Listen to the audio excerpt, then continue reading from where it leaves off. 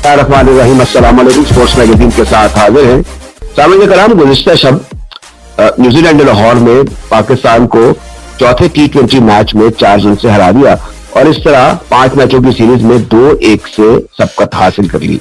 पाकिस्तान की हार जो थी वो गैर मुतवक्को थी, लेकिन न्यूजीलैंड ने ये साबित किया कि उनकी जो सेकंड स्ट्रिंग नेशनल साइड है उसने कमोबेश हर शोबे में बेहतर खेल पेश किया। जहां तक स्कोर कार्ड का ताल्लुक है, न्यूजीलैंड ने 178 रन बनाए और उसके 7 खिलाड़ी आउट हुए। पाकिस्तान ने 20 ओवर के खात्मे में 174 रन बनाए और उसके 8 खिलाड़ी आउट हो चुके थे। फखर जमान ने 61, इफ्तिखार ने 23 और अमाद वसीम 22 रन बनाकर नॉट आउट रहे। जहां तक न्यूजीलैंड का ताल्लुक है, रॉबिन्सन ने 51 रन बनाए, विलियम ने 27 रन देकर पाकिस्तान की 3 विकेट हासिल की और वो प्लेयर ऑफ द मैच करार पाए। इस सूरत हाल पर हम बात करते हैं इस मैच पर भी और सीरीज पर भी अगर खान साहब से, जो कि पाकिस्तान के साबिक टेस्ट क्रिकेटर हैं। जनाब अस्सलाम वालेकुम। जी वेलकम साहब। खान साहब, मैंने मैच देखा स्टेडियम में, मायूसी तो नहीं हुई लेकिन खुशी भी नहीं हुई। नहीं साहब, आपके अल्फाज जो है ना वो बिल्कुल आपका साथ नहीं दे रहे। हार जो होती है ना उसके कोई मेहरबानी नहीं होते और मेरा ख्याल जीत में तो बहुत लोग उसको एंजॉय भी करते हैं, सेलिब्रेट भी करते हैं। तो देखा जाए कि न्यूजीलैंड की टीम ने, क्योंकि आप अगर पिंडी के मैचेस की बात करें तो वहां पर जो पहला मैच हुआ वो तो ऑब्वियसली अबेंडेंट हो गया बारिश की वजह से। और आप ये देखें कि न्यूजीलैंड को ज्यादा एक्लेमेंटाइज करने के लिए टाइम भी नहीं मिला, उनको प्रैक्टिस भी नहीं मिली और प्रोबेबली एक दिन की प्रैक्टिस के फौरन बाद वो जो पहला वनडे था उसमें आए और वो अबेंडेंट हो गया। फिर सेकंड मैच जो था वो पाकिस्तान ने बड़ा कॉम्प्रिहेंसिवली जो है ना वो जीत कर एक क्लिनिकल विक्ट्री जो थी वो हासिल की। और 90 उस वक्त लोगों का ये ख्याल था कि ये जो न्यूजीलैंड की टीम है ना उसमें वो हमें कोई फर्क नजर नहीं आ रही, ये आगे हैं, प्रोबेबली एक फिल इन द ब्लैंक्स करना है। मगर उन्होंने पाकिस्तान टीम की तमाम तवक्कुआत को ना बिल्कुल वो उलट कर रख दिया और जिस तरह उन्होंने अपने थर्ड T20 में उन्होंने जिस तरह मैच जीता है उससे जाहिर होता है कि दे मीन बिजनेस। और उनके पास जो उनके यंगस्टर्स थे उन्होंने प्रूव किया कि 178 रन को अगर हम चेज करेंगे तो 10 बॉल पहले उन्होंने वो मैच खत्म कर दिया। बड़ी ही कॉम्प्रिहेंसिव विक्ट्री हासिल की और इस तरह वो सीरीज 1-1 हो गई। अब आपने चौथे मैच से बात की जो कि आप स्टेडियम में मौजूद थे, आपने मैच भी देखा and probably you are the best जज टू एनालाइज के पाकिस्तान की टीम की क्या गलतियां की। क्या हम ये कह सकते हैं राजा साहब कि पाकिस्तान में 4 चेंजेस जो थी ये क्या फोर्स चेंजेस थी या पाकिस्तान की मैनेजमेंट ने अपनी जो बेंच स्ट्रेंथ है उसको देखते हुए किया? बेंच स्ट्रेंथ की अगर आप बात करें तो फखर जमान बेंच स्ट्रेंथ का तो प्लेयर नहीं है, तो पाकिस्तान का रेगुलर T20 प्लेयर है। और अगर आप ये कहें कि उस्मान खान को आप जो बार बार चांस दे रहे हैं तो क्या वो सिर्फ PSL की उसकी परफॉर्मेंस को आप मद्देनजर रखकर आपने सिर्फ ये सोच लिया कि ये जो है ये एक इंटरनेशनल प्रोडक्ट है और ये जाकर वहां पर परफॉर्म करेगा? But it is not like that. Cricket जो है ना ये it's a game of glorious uncertainty. एक दिन आपको हीरो बनाती है और अगले दिन वही आपको जीरो बना देती है।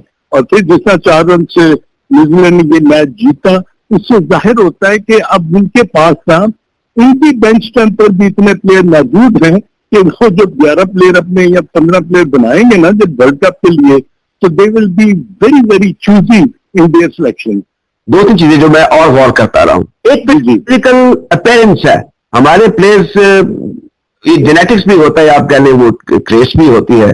ये मुझे सुस्ती नजर आया, इनमें वो एथलेटिकिज्म नहीं था जो कि अब ग्लोबल क्रिकेट की रिक्वायरमेंट है। वो डाइविंग, वो दौड़ के रन मुकम्मल करना, वो गेंद को मिडल करना, वो क्लियर हिटिंग करना, वो पावर हिटिंग करना, वो मुझे इसमें काफी कमी दिखाई दी है। मुझे लीडरशिप में भी लग रहा है कि कोई इश्यूज अभी तक चल रहे हैं। मुझे कुछ चेंजेस, ठीक है अमाद वसीम का पहला ओवर बहुत महंगा साबित तो आपने उसको हटा लिया, वो T20 के पॉइंट ऑफ व्यू से एक आपके अहम बॉलर्स में से एक है। एक मैसेज चला गया कि आप उस पर आप डिपेंडेंट नहीं है। उसके बाद फिर बार बार 1-1, 2-2 ओवर किए गए, कराए गए और मैंने देख लिया। लेकिन फिर भी कहना होगा कि जो टारगेट आपको अचीव करना था वो कोई ऐसा मोनूमेंटल तो नहीं था। 178 रन का खास साहब आपने उनके साथ खिलाड़ी भी आउट कर दिए। उसके बाद मैं ये कहूंगा कि पूरे मार्क्स आपको देने होंगे। हम बार बार ये कहते हैं कि सेकंड स्ट्रिंग, आपको याद है 2019 में इसी तरीके से जब श्रीलंका आई थी तो वहां पर भी इसी तरीके से मात खा गए थे अपने होम कंडीशन में, होम पिच पर। तो ये बड़ी चीजें ऐसी हैं जो कि बड़ी गौर तलब हैं। और हमने T20 को अपना ओढ़ना बिछोड़ना बना लिया है। हम ODI में भी पिछड़े हुए हैं, T20 में भी मुल्क के अंदर हमारी ये परफॉर्मेंस है, टेस्ट क्रिकेट में भी आप देख लें हम कहाँ स्टैंड कर रहे हैं, 6ठे नंबर पर।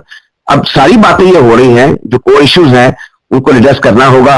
एक और चीज हुई है कि अब जो वुमेन्स सिलेक्शन कमेटी है उसमें उन्हीं लोगों को रीइंफोर्स किया गया या फोर्स किया गया है जो कि ऑलरेडी हमारी जो मेंस की टीम है उसको लुक आफ्टर कर रहे हैं। उनके अपने जाती काम भी है, उनके अपने दौरे भी है, पर उन्हें ममालिक के वो दूसरी एक्टिविटीज भी कर रहे हैं। अगर आप सिलेक्टर में आपको पता है कोई इतना भी 24 आवर काम नहीं होता, लेकिन बार इसको थोड़ा सा फैलाना चाहिए। हमारे यहाँ अब मैं ये समझता हूँ ये एक लर्निंग प्रोसेस होगा। मुझे नहीं लग रहा कि आगे जाकर अगर हम क्रिकेट वर्ल्ड कप की तैयारी करें, हम देखें कि अपनी बेंच स्ट्रेंथ चेक कर रहे हैं, हम अपने पूल में से दीगर खिलाड़ियों को मौका दे रहे हैं, नॉट एट ऑल। आपने अपने आम खिलाड़ियों को भी देख लिया, आप इनको भी देख लिया। अब मुझे ये बताइए कि आप आगे फोर्स ही क्या कर रहे हैं। चले ये एक मैच बाकी है, अगर आप खुदा खास से सीरीज हार भी गए तो फिर आपके साथ क्या होगा?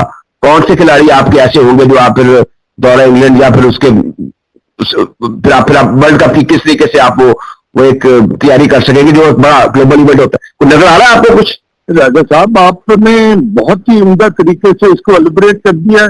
अभी आप बैठ जाएं 10 या 15 मिनट में, आप बड़े स्कूल के साथ बैठकर कप का चाय बनाएं और अपने 15 खिलाड़ी बनाएं। आप वही 15 खिलाड़ी बनाएंगे जो हमारे सामने इस वक्त मौजूद है। आपके पास कौन सी स्ट्रेंथ है? बेंच स्ट्रेंथ की बात होती है। तो जी मुझे ये बताएं कि आपके अगर ओपनर पे शाहिन मयूब, मोहम्मद रिजवान और बाबर आजम है, इसके अलावा आप किसी को सिलेक्ट कर सकते हैं? चले मुझे ये बता दें। नहीं। अगर आप नंबर 4 पर अगर आपने उस्मान खान को जहनी तौर पर उसको आपने सिलेक्ट करना ही है, आपने वर्ल्ड कप में लेके जाना है, तो फिर उसको नंबर 3 या नंबर 4 खिलाना ही पड़ेगा। फिर फखर जमान आ जाता है, फिर उसके बाद इफ्तिखार आ जाता है, शादाब आ जाता है, फिर आपके पास आपके जो राइट आर्म ऑफ स्पिनर है वो इफ्तिखार भी कर लेता है। अगर मुझे ये बताएं कि आपके 4 फास्ट बॉलरों में अगर हारिस रऊफ की आप बड़ी बात कर रहे हैं, मुझे ये बताएं कि उसकी जो परफॉर्मेंस है वो तो इतना ह्यूज क्वेश्चन मार्क है कि क्या उसकी सिलेक्शन जो है ऑटोमेटिक है? शहनशाह Afridi struggling also with his bowling in length. उसके बाद आपके पास कौन से बॉलर है? आपने पाकिस्तान की टीम में अगर 15 खिलाड़ी लेकर जाने हैं जो वर्ल्ड कप के लिए, उसमें आपको ये कहाँ पर देखें, अगर आप इब्रार अहमद को लेके जाते हैं, इब्रार अहमद की बॉलिंग का जो सबसे मुझे जो प्रॉब्लम नजर आ रहा है राजा साहब, वो उसकी बॉल की पेस या उसमें जो जिप है वो नहीं है। वो जब लेग ब्रेक बॉल करता है ना तो उसकी बॉल में बाइट नहीं होती। तो जैसे भी शॉर्ट ऑफ लेंथ बॉल आया तो उसको जितने भी प्लेयर्स हैं दुनिया के वो इतने अच्छा उनका हैंड आई कोऑर्डिनेशन होता है और उनका फुट इतना अच्छा होता है कि ऐसे बॉलर तो बहुत कुटाई करेंगे। आप अगर इंटरनेशनल एक्सपोजर देते हैं तो उसमें अब वो एक्सपोज हो जाते हैं। तो अब अमाद वसीम हो गया और यहाँ अगर शादाब हो गया और इसके साथ मोहम्मद आमिर हो गया, आपने तो इनको लेके जाना है। इनके अलावा आपकी टीम नहीं बनती क्योंकि आप बैंकिंग पर करें। अब भी मैं सुन रहा था आपके कोच का कि इंटेंट होनी चाहिए और इंटेंट में नजर आ रही है। अब देखिए अगर उस्मान खान ने 2 चौके मार दिए तो भाई ये कहीं नहीं लिखा कि ये इंटेंट में आप तीसरी पर भी जाके 30 से निकल के मुगरे आउट हो जाए। ये नहीं होता कभी भी। You have to play according to the situation and according to the opposition. हमारे पास वक्त रखा, आखिर मेरा समाप्त कर दीजिए जल्दी से। जो आपका 5वां आखिरी T20 मैच है, इसमें क्या चेंजेस करनी चाहिए? क्या वो गलतियां जो पिछले 2 मैचेस में कर चुके हैं वो नहीं करनी होंगी? साहब आपको रन करने पड़ेंगे। अगर आप पहले बैटिंग करती है 200 प्लस रन करने पड़ेंगे ताकि आप बॉलों को माध्यम दें कि वो दूसरी टीम को ना अच्छे तरीके से बॉलिंग में अगर कुछ गलतियां भी हो तो वो आप उसको ओवरकम कर लें। अदरवाइज अगर वही 180-185 रन अगर हुए और बैटिंग न्यूजीलैंड की सेकंड आई तो ये पाकिस्तान के लिए फिर प्रॉब्लम आ सकती है। बहुत शुक्रिया अजहर खान साहब, आपने अपने गलाकद ख्यालात से हमारे मोअज़्ज़ज़ सामीन को आगाह किया। ये थे साबिक टेस्ट क्रिकेटर जनाब अजहर खान। सामीन कलाम, हम गुज़िश्ता दिनों से ये बात करते चले आ रहे हैं कि हमारे मुल्क में टेस्ट क्रिकेट कम खेली जा रही है और पाकिस्तान ओवरऑल टेस्ट क्रिकेट को खेलने के हवाले से बड़ी जो क्रिकेट खेलने वाले ममालिक हैं उनमें काफी पीछे चला गया है।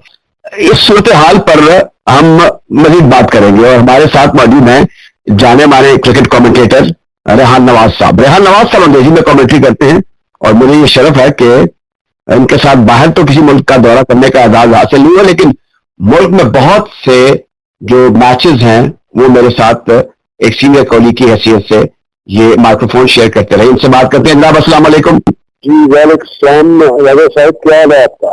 जी बिल्कुल ठीक।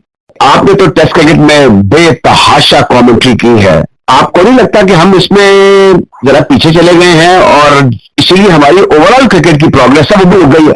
जी आपका जो क्वेश्चन है बड़ा वैलिड है। वजूहत एक है कि जो डोमेस्टिक कंडीशन है आपकी और जिन सरफेस पे आप खेलते हैं क्रिकेट, वो बहुत ही डेड पिचेज हैं और बैट्समैन को बहुत ज्यादा अपॉर्चुनिटीज मुहैया करती है। यानी अगर स्पिनर्स को फायदा मिलता है तो वो जाहिर है कहीं जाकर तीसरे दिन, चौथे, पांचवें दिन मिलता है। बाहर अब जब खेलने जाते हैं तो वहाँ स्पिनिंग फ्रेंडली पिचेस तो नहीं होती यहाँ कहीं चौथे दिन जाकर स्पिन कर जाए या पांचवें दिन, तो पेस अटैक डिस्टर्ब करती है जब ये बैठ जाती है, क्योंकि पेस कुछ बाउंस होता है, कुछ थोड़ी सी पेस होती है पिचेस में बाहर। वो अब ऑस्ट्रेलियन पिचेस भी वो नहीं रह गई जो एक जमाने में 70s, 80s और 90s में मैं जब जाता था ऑस्ट्रेलिया कमेंट्री करने, तो मैं देखता था कि वो पिचेस जो थी वो बड़ी ऑकवर्ड पिचेस होती थी, खासतौर पर ब्रिस्बेन की और पर्थ याका ग्राउंड की। पिचेस वहां भी कुछ थोड़ी सी उन्होंने कर दी है फ्रेंडली। आखिरी मरतबा ऑस्ट्रेलिया मेरे ख्याल में 2005 में गए हैं, if I am not wrong. जी बिल्कुल, मेमोरी बड़ी आपकी स्ट्रॉन्ग है, दुरुस्त आपने कहा है। मैं यही कह रहा था कि अगर आपने अपनी टेस्ट रेटिंग ठीक करनी है तो अब्रप्ट कंक्लूजन ये होना चाहिए कि जो डोमेस्टिक सर्फिस है यहाँ वो जरा रिस्पॉन्सिव होनी चाहिए। पहले 2.5-3 दिन फास्ट बॉलर्स के लिए, जो 2-2.5 दिन, और आखिरी फिर 2 दिन जो हो वो स्पिनर्स को फायदा दे। न्यूजीलैंड आई, इंग्लैंड आई, ऑस्ट्रेलिया, क्योंकि उनकी फुल स्ट्रेंथ टीम थी, उन्होंने इन पिचेस में भी खूब फायदा उठाया। हमने अपने मुल्क में मेरे ख्याल में गुज़िश्ता बरस को जनवरी फरवरी में एक टेस्ट खेला था, उसके बाद कोई टेस्ट क्रिकेट नहीं हुई। अच्छा, ये जो बार बार आपसे करने का सवाल करने का तरीका, क्रिकेट भी खेलते रहे हैं कि जो एप्लीकेशन डिटर्मिनेशन, जो बड़े बड़े क्रिकेटर थे जो ऑल टाइम ग्रेट थे, तो वो सब बड़े क्रिकेटर थे, उनका स्ट्राइक रेट बड़ा शानदार था। ये क्या वजह है कि हमारे क्रिकेटर जो जैसे मोहम्मद आमिर है या हारिस रऊफ है, वो कहते हैं हमें टेस्ट क्रिकेट नहीं खेलनी?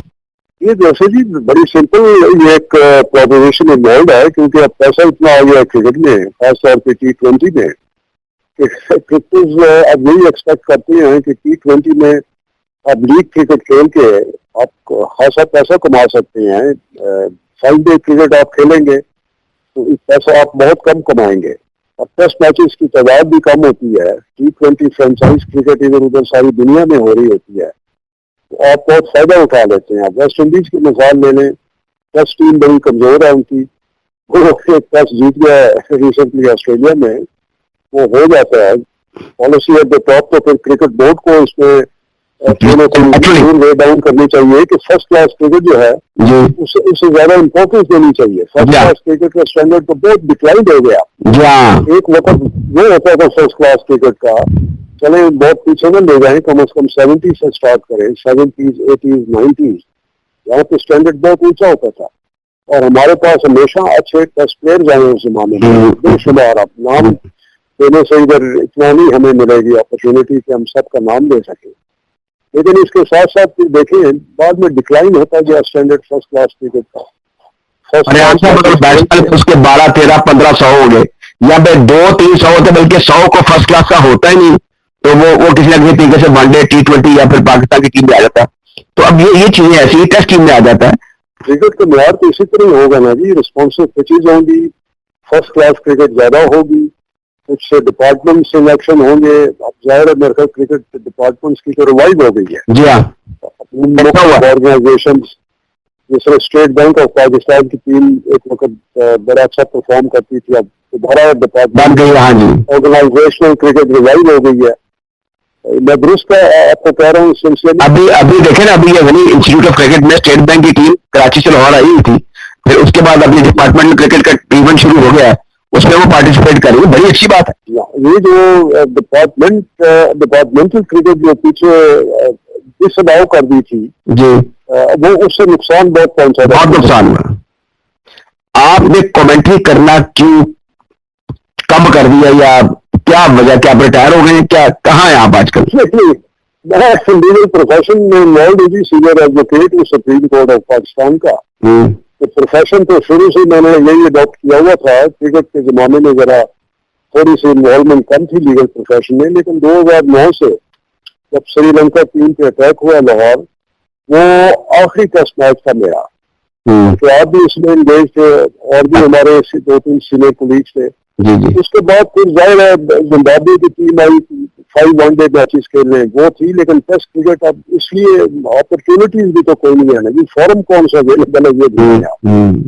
रेडियो कमेंट्री तकरीबन खत्म हो चुकी है। जो टेलीविजन कमेंट्री है, पहले तो पाकिस्तान टेलीविजन होता था, जाहिर है उस पर आप भी करते रहे, मैं भी करता रहा, शेयर करते रहे हम माइक अक्सर टेस्ट। बड़ा दिलचस्प वाकया था, एक दफा जिम्बाब्वे की टीम आई हुई थी, मैं उस बारे में टीवी पर था, टीवी पर आदमी थे, कुरैशी साहब भी थे। कुरैशी साहब जा रहे थे, सब वो बड़े पंक्चुअल के वक्त पे पहुंच जाते थे। आप लेट आए तो वो कुर्सी में बैठे हुए थे, तो आप अंदर गए कॉम्पिटिशन बॉक्स में, तो उन्होंने कहा कि ओ भाई ये लोग जो है ये लेट आए और आप भी लेट आए, आपको कहा, आपने कहा वो मैं लेट नहीं आया, वो जो नया लड़का राजा वो लेट आया। उन्होंने कहा राजा, उसने मैं बड़ा खुश हुआ, Raja was in time, you are late. बहरहाल वो बड़ी बड़ी दिलचस्प बातें होती थी, आप भी बड़ा आपका एहतराम करते थे, जैसे अब आप सीनियर हो गए, हम आपका एहतराम करते हैं। तो बहरहाल यार साहब, ये है कि आज आपसे ख्यालात जान के मुझे बड़ी खुशी है कि आप तो क्रिकेट के बारे में आपका जो इल्म है और जो टेक्निकल नॉलेज है वो बड़ा अपडेट है। बिल्कुल आपने सही कहा, मैं तो रेडियो कमेंट्री करने के लिए आज भी तैयार हूँ, लेकिन कोई अपॉर्चुनिटी तो मिले ना जी, फॉर्म तो अवेलेबल हो। मैंने इस सिलसिले में क्रिकेट बोर्ड के जो इंचार्ज हैं सारे शोबे के, डायरेक्टर लेवल के, उनके साथ कोई 15-20 मिनट की हमारी कर ली थी। उनकी मेहरबानी, उन्होंने मेरी बातें बड़ी गौर से सुनी, और जो रेडियो कमेंट्री उसके हवाले से मेरा तो बड़ा दिल, खुद मेरा इतना इंटरेस्ट नहीं है, लेकिन मैं कहता हूँ जो रेडियो पाकिस्तान की कमेंट्री है, मैंने उनको बताया कि ये तो हमारे जो शुमाली इलाका जात हैं, फिर हमारे जो वो बहादुर और जरी जो फौजी हैं जो सरहदों पर हैं, उनके लिए एक सोर्स ऑफ खुशी और एंटरटेनमेंट है रेडियो पाकिस्तान की कमेंट्री। और दूसरे एफएम के चैनल है जो कर रहे हैं, उन्होंने भी बड़ी खिदमत की है। तो radio is very strong medium, और आप सब लोग जो इस वक्त हाउस होल्ड नेम है, एक बुजुर्ग का किरदार आपका रहा है, बुजुर्गों का किरदार रहा है। जो यंगर जनरेशन आई है, जाहिर है वो तो नाम भूल चुकी हुई है, लेकिन जो ओल्ड जनरेशन है उनको याद है नाम सारे, जो कमेंट्री करते रहे उर्दू या अंग्रेजी में। मैं बात कर रहा हूँ 70 पीरियड ऑनवर्ड्स की। 60s में तो खैर टेस्ट मैचेस बहुत कम पाकिस्तान खेलता था, तो 70s मिड 70s से कोई रेगुलर टेस्ट मैचेस पाकिस्तान खासे खेलना शुरू हुआ। एक साल में तो 8-10 टेस्ट मैचेस खेल जाता था। What a great service, rendered by radio cricket broadcast for the popularization of cricket in overall Pakistan, grassroots level, public level। Ashrafia जो है वो भी रेडियो से मुस्तफीद होती थी। अल्लाह करे, मुझे लगता है रियाज साहब, आई एम होपफुल कि दोबारा ये सिलसिला शुरू हो जाएगा, होने वाला है, कोशिशें हो रही हैं। रेडियो कमेंट्री के लिए मैं तो आज भी तैयार हूँ। मैंने शेयर माइक की दुनिया के लीडिंग कमेंटेटर्स के साथ, Christopher Martin Jenkins, Alan McGilvray radio Australia का, Ryan Johnston, I've shared the mic with some of the leading broadcasters. रियाज साहब, आपके साथ ना एक जो आपकी क्रिकेट में खिदमात है ना कमेंट्री के हवाले से, वो हम एक अलग एपिसोड आने वाले दिनों में करेंगे, वो बड़ा दिलचस्प होगा। एक मैं फिर आपको शुक्रिया अदा करता हूँ कि आपने नहायत कीमती वक्त में से कुछ वक्त हमारे लिए निकाला। Thanks a lot, Ryan साहब, thanks a lot. I'm immensely grateful to you. ये थे क्रिकेट कमेंटेटर जनाब रेहान नवाज। इंतजाम खेलों के हवाले से जो मनसूबाबंदी है और जो उसका एहतमाम है, यह वक्त गुजरने के साथ साथ हुकूमत के अलावा जो इदारे हैं उस सतह पर जरा कम हो गया है। और इस सूरत हाल में जब खवातीन स्पोर्ट्स में दुनिया भर में आगे आ रही हैं, और जो दुनिया की जितनी भी गवर्निंग बॉडीज हैं, जिनमें आईसीसी है या उससे बढ़कर इंटरनेशनल ओलंपिक फेडरेशन है, वो जोर दे रही है कि खवातीन की खेलों के हवाले से जो पार्टिसिपेशन है उसको ममालिक जो है, मेंबर ममालिक में यकीनी बनाए। अब हमारे मुल्क में जरा इस सिलसिले में ताखीर से काम शुरू हुआ है, और अभी वो उस नहज पर नहीं है जिसे हम कहें कि अभी पक्के नहीं चढ़े। नौजवान पॉलिटिशियन है इमरान अकील दौलताना, इनका जनूबी पंजाब जो खानबादा है पॉलिटिक्स का, उससे इनका ताल्लुक है। इनकी वालिदा मोहतरमा तहमीना दौलताना से हम सब वाकिफ हैं, वो MLA भी हैं, और ये दर्द दिल रखते हैं खासतौर पर खवातीन की स्पोर्ट्स का, और ये खुद काफी पढ़े लिखे हैं। तो इनके हम ख्यालात जानते हैं। ये हमारे साथ हैं जनाब। अस्सलाम वालेकुम। वालेकुम सलाम। जनाब, स्ट्रेट वे आपसे ये सवाल है कि आप जो आजकल आपका माइंड सेट है, जिस तरीके से आप जो डायरेक्टर जनरल है पंजाब स्पोर्ट्स बोर्ड के, जो दर्द भी रखते हैं खेलों के फरोग के हवाले से, उनसे आपने मुलाकात की, मैं भी एक सिलसिले वहां पे पहुंचा हुआ था, बल आपकी अल्लाह से भी उनसे मुलाकात हुई। ये बताइए कि आपके ज़हन में क्या आइडियाज हैं? मेरा जी सबसे पहला तो ये कि मेरा थोड़ा सा मुल्क से बाहर का एक्सपोजर भी था, जिसमें मैं कई साल अपनी फैमिली के साथ कैम्ब्रिज शहर में जाकर यूके में रहा, और उस रहने की बुनियादी वजह ही यही थी कि मैं कंपेयर करना चाहता था कि क्या वजूहात है कि वही तालीम, वही असातिज़ा होते हुए हमारा जो बच्चा यहाँ से पाकिस्तान में बच्चा कॉलेज से फारिग होता है उसमें, और जो ये यूरोपियन ममालिक में जो बच्चा खराज तस्लीम होता है, पढ़ाई मुकम्मल करता है, उसमें इन दोनों में इतना ज्यादा वाज़ेह फर्क क्यों होता है। तो फिर अंदाजा हुआ राजा साहब कि असल में मसला है फिजिकल इनएक्टिविटी का, मसला है बीमारियों का, मसला है माइंड के कंस्ट्रक्टिव पॉजिटिव चीजों में ना लगने का। राजा साहब एक और बहुत खौफनाक बात आपको बताऊं कि ना सिर्फ ये कि डिप्रेशन में इंक्रीज आया, बल्कि ड्रग अब्यूज में भी इंक्रीज आ गया। और हमारे डीपीओ को 160-170 एनकाउंटर्स करने पड़े ड्रग सप्लायर्स को कंट्रोल करने के लिए। हमारा जो स्पोर्ट्स का लैकिंग होना वो एक बहुत मेजर इशू बना। इस पर राजा साहब मैं जल्दी से आपको एक और चीज अर्ज करता जाऊं कि family breakups, family divisions, crime, आपके जो सोशल इवल्स हैं, जिसके अंदर ब्रॉथल्स आते हैं, जिसके अंदर जुए खाने आते हैं, जिसके अंदर शराब की कंजम्पशन का इजाफा आता है, ये सब का भी मैंने इंक्रीज देखा जी। अच्छा, उसकी बुनियादी वजह जो बनी वो बनी कि जो घर की खातून थी वो 26-28 साल, क्योंकि वो स्पोर्ट्स तो खेल नहीं रही थी, 26-28 साल की उम्र में उसकी जो जिस्म की जो एक नेचुरल एज होती है कि मसल डिकम्पोजिशन शुरू हो जाता है, और वो शुरू हो गया, साथ वो बच्चे पैदा कर रही थी। नतीजा ये कि वो या 36 की एज तक उसकी कमर में दर्द, उसका वजन बढ़ जाना, उसकी इमोबिलिटी शुरू हो जाना, उसका चिड़चिड़ा हो जाना। जब खातून चिड़चिड़ी हो जाती है तो वो तो घर का मेन पिलर ही वही है। वो अब अपने बच्चों को भी जहर दे रही है, उनको आगे भी पॉइजन बोल रही है, अपने खावंद के साथ भी वो नाचाकी कर रही है। अब ये जो आपने बेड़ा उठाया है स्पोर्ट्स प्रमोशन का, आप इस सारी जो एक गिरावट पैदा हुई है या अपनी पैदा हुई है, उसको स्पोर्ट्स के साथ किस तरीके से इसकी नस्वानी तबके और मर्दों का जो जवानों का तबका है, इसको किस तरीके से कोऑर्डिनेट करने की कोशिश कर रहे हैं? मेरे लिए हैरत की बात यह है कि हमारी बेटियों को स्कूलों के अंदर ये कॉन्सेप्ट ही नहीं है कि अपने आप को फिजिकली एक्टिव करना है। मैं कोई बहुत बड़ी छलांगे मारने की बात नहीं कर रहा, मैं छोटी छोटी बेबी स्टेप्स की बात कर रहा हूँ राजा साहब। मैं ये कह रहा हूँ कि हम स्कूलों के अंदर योगा, फिजिकल एक्सरसाइज, हम टेबल टेनिस जहां पर हमारे पास जगह है, वॉलीबॉल, हम छोटे छोटे अगर कहीं जगह बड़ी जगह है तो क्रिकेट मैच, हम बच्चियां क्रिकेट खेलना चाहती है राजा साहब, बुरकों के अंदर इतना मुश्किल में, पसीने में, बुरे हाल में, बुरकों के अंदर वो बेचारी क्रिकेट खेल रही होती है, फुटबॉल खेल रही होती है। तो द थिंग इज कि ठीक है, अभी हम अपने स्टेडियम्स को पूरी तरह कवर नहीं कर सकते, क्योंकि अनफॉर्चुनेटली राजा साहब बड़े दुख की बात है, आप मेरे बड़े हैं, मर्द ने अपनी आंख में हया लाने की कोशिश नहीं की, औरत के ऊपर कपड़े पे कपड़ा डालता चला गया। तो द पॉइंट इज कि इस कपड़े के बोझ तले उसको रखने की जगह उसको हम निकलने दें, उसको एक्सेल करने दें, मगर वो एनवायरनमेंट दे दे जिस एनवायरनमेंट के अंदर वो छोटे छोटे गेम्स, छोटे छोटे खेले शुरू करे, वो इस अवेयरनेस में आए कि फिजिकल एक्टिविटी इज इम्पोर्टेंट, अपना एक्सरसाइज करे, पीटी करे, ये चीजें हम अपने स्कूलों के अंदर ऐड करें। ये पहली कोशिश है।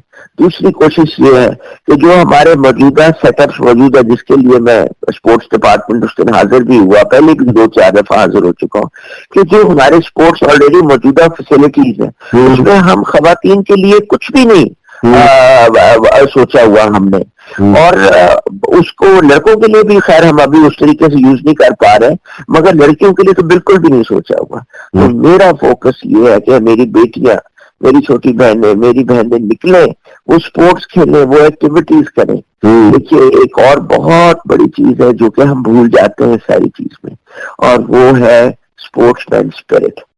दो खिलाड़ी उतरेंगे, एक जीतेगा, एक ने हारना है, और वो अपनी उस हार में वो बहुत कुछ सीख के निकलता है। खिलाड़ी मुस्कुराता हुआ निकलता है कि भाई मेरे में ये कमी थी, अगली दफा मैं ये कमी दूर करके दोबारा आऊंगा। और वो स्पोर्ट्समैन स्पिरिट का मतलब ये होता है कि वो हार पे रोता नहीं है, बल्कि वो अगले मैच का सोचता है। You know, sportsman spirit is so important Raja साहब। और अगर आप ये सोचें, अगर हमारी सोसाइटी के अंदर ये स्पोर्ट्समैन स्पिरिट आ जाए, तो आप ये सोचें कि स्काई इज द लिमिट की। So we should now be able to work on these lines and work on the physical and the psychological aspects of our society.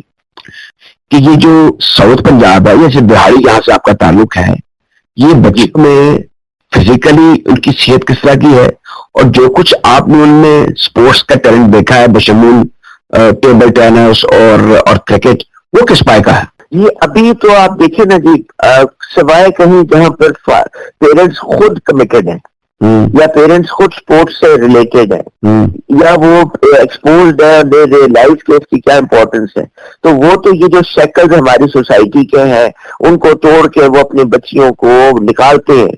वो उनको वो जो एक कराटे की किस्म है, मुझे उसका नाम भूल जाता है, वो भी कराते हैं और कराटे भी करा रहे हैं।